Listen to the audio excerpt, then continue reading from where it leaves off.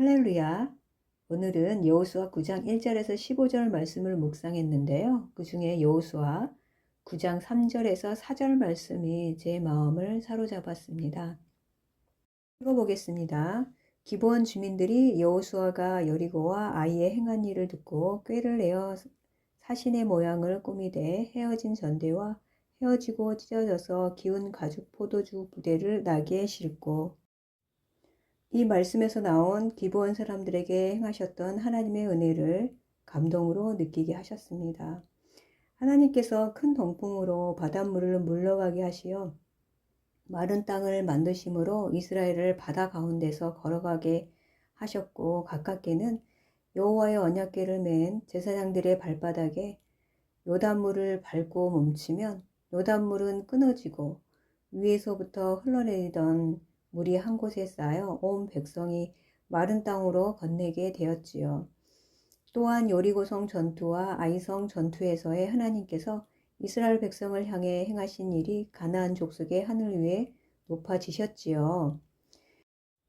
그러나 가나안 족속인 헷사람과 아모리 사람과 가나안 사람과 브리스 사람과 히위 사람과 여부스 사람의 모든 왕들이 이 일을 듣고 일심으로 여호수아와 이스라엘에 맞서서 싸우려 했습니다.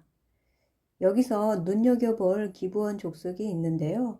이 족속은 히위인들 가운데서 특정 지역에 거주한 하나의 족속입니다.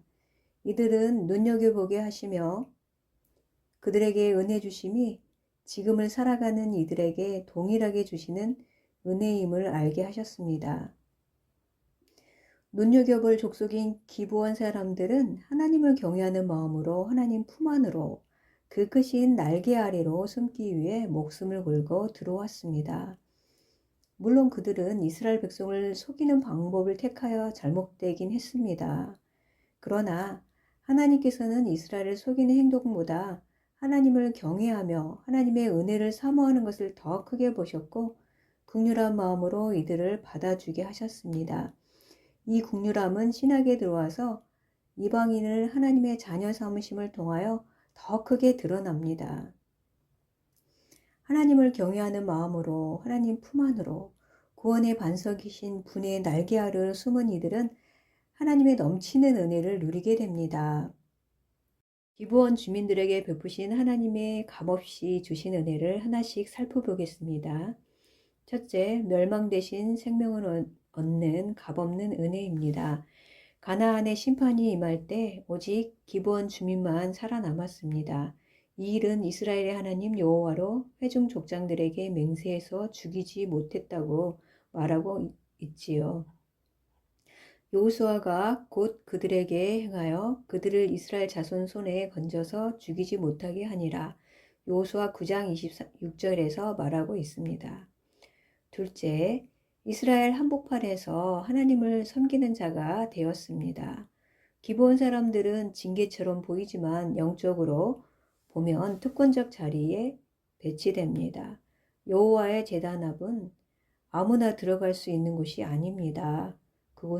그곳은 하나님의 임재가 머무는 자리이기 때문입니다.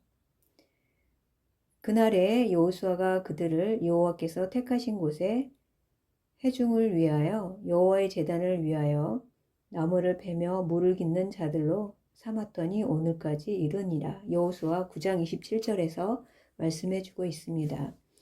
셋째, 레위인과 함께 그 땅 안에 살게 되는 특권이 주어졌습니다. 이것은 이방 민족에게는 거의 없는 은혜입니다. 하나님의 집 가까이 거주함으로 인해 율법 교육, 예배 문화, 제사 제조 등 영적 문화 안에서 살아가는 하나님의 백성의 날개 아래에 들어온 민족이 되었습니다. 넷째, 이스라엘 언약의 보호 아래에 들어오게 되었습니다. 이스라엘은 기브온 주민이 위협받자 곧바로 이스라엘이 군대를 동원하여 구원을 해주었고 여기에서 그 유명한 기적인 전쟁에서 태양을 멈추는 기적을 선물해 주셨습니다. 기브온을 지키기 위해 하나님께서 기적까지 사용하셨습니다. 말씀을 읽어보겠습니다. 여호와께서 아모리 사람을 이스라엘 자손에게 넘겨주시던 날에 여호수아가 여호와께 아뢰어 이스라엘의 목전에서 이르되 태양아 너는 기브온 위에 머무르라. 달아 너도 아얄론 곤제기에서 그리할지어다 하매 태양이 머물고 달이 멈추기를 백성이 그 대적에게 원수를 갚기까지 하였느니라. 야살의 책에 태양이 중천에 머물러서 거의 종일토록 속히 내려가지 아니하였다고 기록되지 아니하였느냐. 여호수아 10장 12절에서 13절 말씀입니다. 다섯째, 후대까지 이어지는 하나님의 보호하심이 있었습니다. 수백 년 후에 사울이 기브온 사람을 죽였을 때 하나님은 이 언약을 기억하시고 즉각 개입하셨습니다. 기근이라는 심판까지 내리셨고 기브온 사람들은 사울의 집을 벌할 것을 요구하게 되었고 다윗은 요나단과의 언약 때문에 무비보셋 즉 요나단의 아들은 살려두고 사울의 후손 7명을 넘겨주게 되었고 기브온 산에서 기브온 사람들에게 의해 죽임을 당하게 됩니다. 그 후에야 하나님의 진노하심이 풀려 그 땅을 위하여 기도를 들으셨다고 말씀하고 계십니다. 그들이 왕께 아뢰되 우리를 학살하였고 또 우리를 멸하여 이스라엘 영토 내에 머물지 못하게 하려고 모해한 사람의 자손 7사람을 우리에게 내주소서. 여호와께서 택하신 사울의 고을 기브아에서 우리가 그들을 여호와 앞에 목매어 달겠나이다 하니 왕이 이르되 내가 주리이다 하니 사무엘하 21장 5절에서 6절 말씀이고요.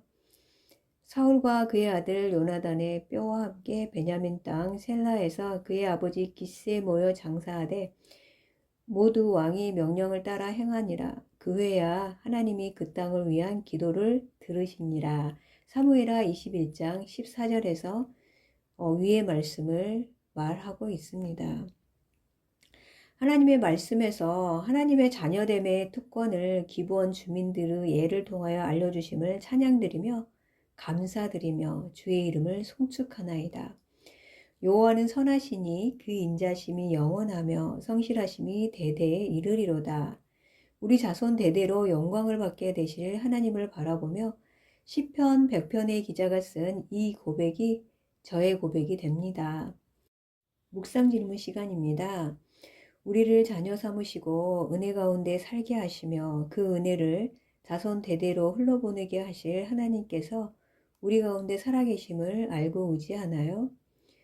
기브온 사람에게 준 은혜를 우리도 다 누리고 있음을 알고 주에게 감사드리며 주의 이름을 송축하고 계십니까? 찬송하려다 하나님 곧 우리 주 예수 그리스도 아버지께서 그리스도 안에서 하늘에 있는 모든 신령한 복을 주시되 곧 창세전에 우리를 그리스도 안에서 택하사 그 앞에 거룩하고 흠없게 하시려고 그 기쁘신 뜻대로 우리를 예정하사 예수 그리스도로 말미암아 자기의 아들들이 되게 하시려고를 붙들고 값없이 은혜를 주신 하나님을 종일토록 찬송드리며 거룩하고 흠없게 인도하시며 그 안에서 구원의 날까지 인치시며 보존하신 하나님을 찬양드리며 경배드립니다. 생명의 떡이신 예수님을 바라보며 하나님의 은혜에 감사드리며 묵상하게 하시며 성도들과 하나님의 그 크신 사랑의 너비와 길이와 높이와 깊이를 나누게 하시며 공동체를 세워나가는 자들을 기뻐하시며 그들의 삶과 그 자손의 삶까지 은혜로 채워주신 하나님을 사랑합니다. 그리스도의 평강이 너의 마음을 주장하게 하라. 그리스도께서 가지고 계시는 평강을 우리의 평강으로 채워주시며 그리스도의 군사로서 혈과 육을 상대하는 것이 아니라 마귀의 관계를 능히 대적하기 위해 모든 기도와 간구를 항상 성령 안에서 하게 하시며 깨어 구하는 자들을 기뻐하시며 그 기도를 통하여 일하시는 하나님께 감사드립니다. 아멘.